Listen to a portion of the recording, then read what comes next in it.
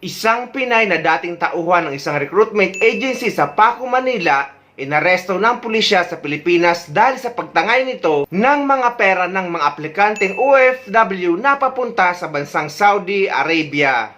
Arestado sa Maynila ang isang babae matapos sumunong tangayin ng placement fee ng ilang nag-apply sa isang recruitment agency para makapagtrabaho sa ibang bansa. Nakatutok si Jomera Presto, exclusive. Inaresto namin sa bisa ng warrant of arrest. Pababa pa lang ng bus ang babaeng yan nang bigla siyang silbihan ng warrant of arrest ng mga tauhan ng Barbosa Police Station sa Sampaloc, Maynila.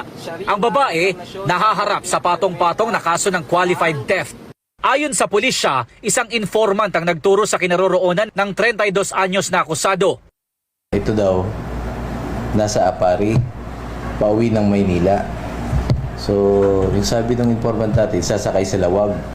Binigay sa amin yung number ng bus at yung pangalan ng bus. Inabangan na ng mga tropa sa Sampaloc. Sa investigasyon ng pulisya, dating tauhan sa isang recruitment agency sa Paco, Maynila ang babae na kinilala sa alias na Reyna. Siya raw ang itinuturong nagtangay sa placement fee ng ilang biktima na nangangarap makapagtrabaho sa ibang bansa.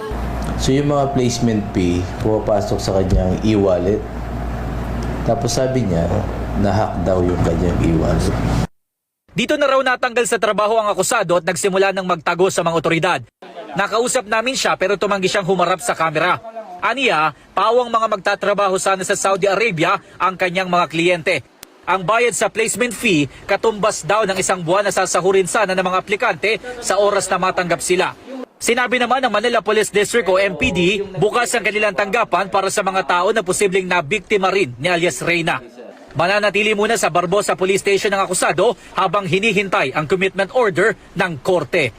Guys, kung mag-a-apply kayo papunta sa ibang bansa at kung kailangan nyo magbayad, ay dapat sa mismong opisina kayo nagbabayad at dapat may official receipt. At pwede rin kayo sumangguni sa Department of Migrant Workers or sa DMW para hindi kayo naluloko. Dahil mostly ngayon ang mga agency papunta dito sa Middle East ay wala nang binabayarang placement fee. At kung hindi ka naman nakakasiguro kung legit agency ang ina-applyan nyo, ay ilalagay ko ang DMW website kung saan makikita nyo ang mga listahan ng mga legit recruitment agency na accredited at registered sa Department of Migrant Workers.